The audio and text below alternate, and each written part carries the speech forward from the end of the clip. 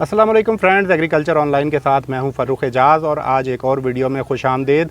आज की वीडियो में हम अगेन बात करने जा रहे हैं गंदम के हवाले से। गुज़श्ता वीडियो में भी हमने आपसे बात की थी गंदम की पैदावार बढ़ाने के हवाले से कि किस तरह से बैक्टीरिया को इस्तेमाल करते हुए गंदम की पैदावार को बढ़ाया जा सकता है। और उसमें हमने आपको बताया था कि बिजाई से पहले किस तरह से बैक्टीरियाज़ का इस्तेमाल किया जा सकता है बीज के साथ, और किस तरह से बीज के ऊपर बैक्टीरिया की कोटिंग करके उनको लगाने से किस तरह से पैदावार को बढ़ाया जा सकता है। तो उस वीडियो के बाद बहुत से दोस्तों के क्वेश्चंस आ रहे थे कि क्या गंदम की बिजाई के बाद भी बैक्टीरियाज़ का इस्तेमाल किया जा सकता है और किस तरह से पैदावार को बढ़ाया जा सकता है। तो उसी पर अगेन बात करने के लिए आज हमने दावत दी है डॉक्टर तारिक सुल्तान को, जो कि साइंटिस्ट हैं नेशनल एग्रीकल्चर रिसर्च सेंटर में और बैक्टीरियाज़ पर काम करते हैं। और इन्होंने ही ये प्रोडक्ट तैयार किया है बायोजॉट मैक्स के नाम से, जो कि गंदम के लिए स्पेशली तैयार किया गया है। ये वो बैक्टीरियाज़ हैं जिनके ज़रिए गंदम की पैदावार को बढ़ाया जा सकता है। इसी पर फर्दर अब बात करेंगे हम डॉक्टर तारिक सुल्तान साहब से। डॉक्टर साहब बहुत शुक्रिया आपका वक्त देने का। डॉक्टर साहब ये बताइएगा कि अब जिस तरह से गंदम की सोइंग हो चुकी है, तो क्या किसान इस बैक्टीरिया को, जो कि आपने यहाँ पर नेशनल एग्रीकल्चर रिसर्च सेंटर में तैयार किए हैं, इनके किस तरह से इसको अब गंदम की सोइंग के बाद इस्तेमाल कर सकते हैं? जी शुक्रिया फ़ारूक साहब। इसमें पहला तो सबसे बेस्ट तरीका यही है कि इसको बीज के साथ लगा दिया जाए। तो फिर जो वो किसान जिन्होंने बीज के साथ नहीं लगा सके, तो इसका दूसरा तरीका जो है, जो कि हम अब कर भी रहे हैं, कि इसको पानी के ज़रिए दिया जा सकता है। पानी में इसको लगाने का तरीका ये है कि आपने 200 लीटर पानी एक ड्रम में डाल दें और उसके अंदर 5 किलो आपने यूरिया डालनी है, और 2 पैकेट इसके आपने उसके अंदर शामिल करके हल करके फिर आपने जब पानी लगाना है तो इसको टूटी खोल देनी है। यानी आपने इतना खोलना है कि वो ड्रम आपका 200 लीटर ख़त्म हो जाए जब पानी आपका मुकम्मल हो, तो ये एंड तक पहुंच जाएगा। इसमें नाइट्रोजन जो यूरिया हम इसलिए डालते हैं कि बैक्टीरिया को ज़िंदा रहने के लिए वहाँ तक खुराक मिले, इसीलिए हम इसमें नाइट्रोजन डालते हैं। तो ये फिर बैक्टीरिया अपनी जगह पे पहुंच जाता है और ये फिर काम करना शुरू कर देता है। तो 200 लीटर पानी 1 एकड़ के लिए लगाया जाएगा। और ये बायोजॉट मैक्स के कितने पैकेट डालने पड़ेंगे उसमें? 200 लीटर पानी और 2 पैकेट और 5 किलो इसमें यूरिया डालनी है। ठीक हो गया। तो डॉक्टर साहब हमारे नाजरीन के लिए थोड़ा सा ये बताइएगा कि ये जो बैक्टीरियाज़ आपने तैयार किए हैं बायोजॉट मैक्स के नाम से, ये किस तरह से काम करते हैं और किस तरह से ये गंदम की बढ़ोतरी के अमल में मुआविन साबित होते हैं? जी, जैसे मैंने पिछली वीडियो में बताया था कि ये बैक्टीरिया जो होते हैं ये पौधे के जड़ों के साथ काम करते हैं। ये पौधे को खुराक मुहैया करते हैं। तो जैसे आपको पता है कि जो हम खादें डालते हैं उनकी जो पौधा उनमें से खुराक लेता है वो बहुत थोड़ी होती है। फास्फोरस को ही ले लें, जो हम DAP फास्फोरस की सूरत में डालते हैं या हम SSP डालते हैं, तो उसमें से 80% जो खाद है ना वो ज़मीन में जाके जम जाती है। सिर्फ 20 से 25% बड़ी मुश्किल से पौधा लेता है, बाकी ज़मीन के अंदर पड़ी होती है। तो ये जो बैक्टीरिया हैं जब ये जड़ों पे पहुंचते हैं, जड़ों के ऊपर से ये खुराक लेते हैं पौधे से, और पौधे को ये जो मिट्टी के अंदर वो जो जमी हुई है फास्फोरस उसको, और इसी तरीके से बाकी जो खुराकी अज्जा हैं उसको भी ये हल करके पौधे को मुहैया करना शुरू कर देते हैं। इसके अलावा फिर ये दूसरा काम इनका ये हार्मोन बनाते हैं पौधे के लिए।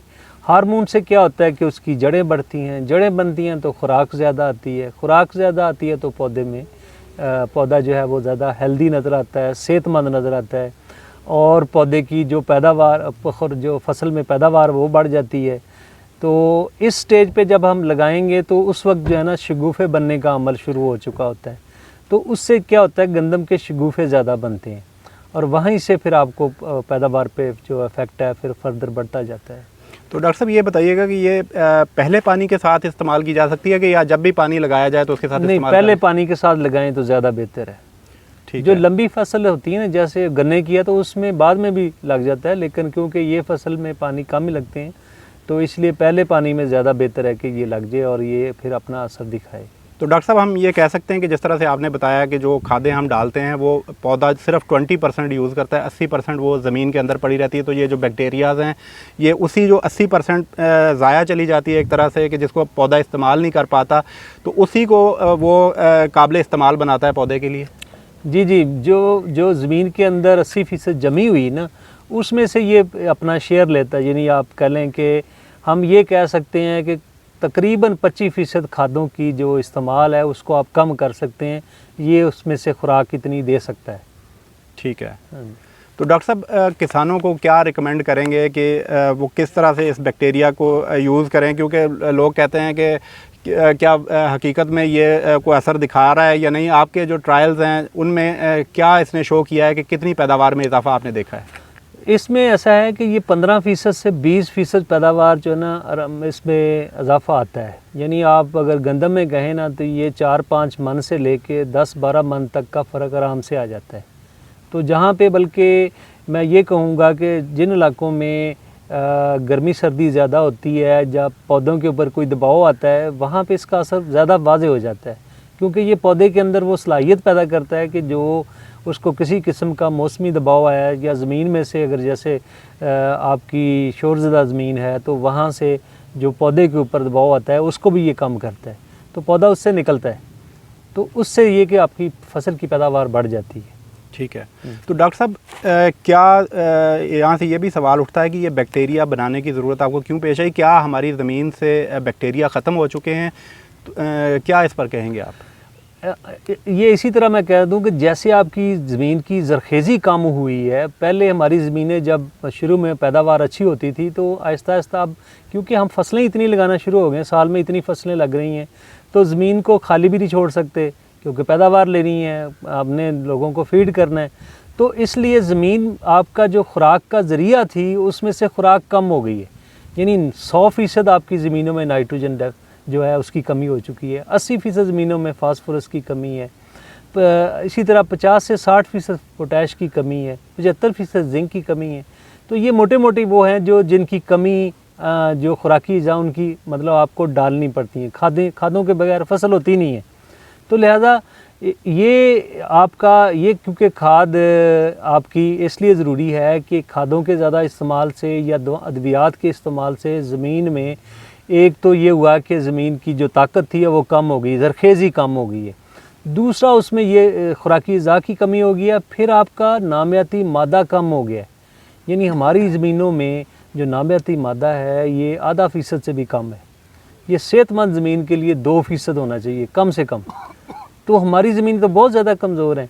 तो ज़मीन की जो सेहत है वो उसको अच्छी करने के लिए, क्योंकि ये जो हमारे फ़ायदेमंद जरसूमे हैं ये ज़मीनों में कम हो गए, क्योंकि हम उसको बार बार हल चलाते हैं, ज़मीन अगली फसल लगाते हैं, फिर हल चलाते हैं, और गर्मी सर्दी से ये धूप से ये जरसूमे मरते हैं, तो उससे हमारी इसकी तादाद कम हो गई है। दूसरा ये ज़िंदा रहते हैं नामियाती मादे पे, वो ऑलरेडी कम है।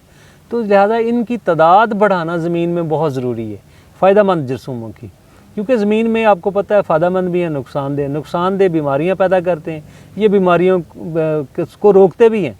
ठीक है। तो इनकी तादाद का ज़्यादा होना ज़रूरी है। तो डॉक्टर साहब, ये पूछना चाहूँगा मैं आपसे कि क्या ये बैक्टीरिया जब हम फसल काट लेंगे तो क्या उसके बाद भी ये ज़मीन में मौजूद रहेंगे और नेक्स्ट फसलों पर भी इसके अच्छे असरात को मुरतब होंगे? देखें, तब वो रहेंगे अगर नामियाती उनकी खुराक होगी, ज़मीन में नामियाती मादा होगा तो वो रहेंगे। अब नामियाती मादा तो इसीलिए बढ़ सकता है कि आप ज़मीन में जो भी आपकी ज़मीन का फालतू है, यानी जो रेजिड्यू जिसे हम कहते हैं, फसल की जो बाकियात हैं, वो सारी की सारी जैसे पराली है, खोरी है, जो भी चीज़ है उसको वापस ज़मीन में लेके जाएं। और इसी तरह जो आपका जो देसी खाद जिसको हम गोबर की खाद कहते हैं, वो या जानवरों का बचा हुआ चारा है उसको, ये सारी की सारी चीज़ें अगर ज़मीन में हम उसको सही तरीके से लेके जाएंगे तो नामियाती मादा बढ़ेगा, और नामियाती मादा बढ़ेगा तो ये फ़ायदेमंद जरसूमें खुद ही बढ़ना शुरू हो जाएंगे। तो अभी हमारी क्योंकि कम है, लिहाजा अगर हमने इससे फ़ायदा लेना है तो हमें ये डालने पड़ेंगे, तभी ये फ़ायदेमंद होगा और ज़मीन की सेहत आहिस्ता आहिस्ता बढ़ना शुरू हो जाएगी। तो इनका इस्तेमाल बहुत ज़रूरी है।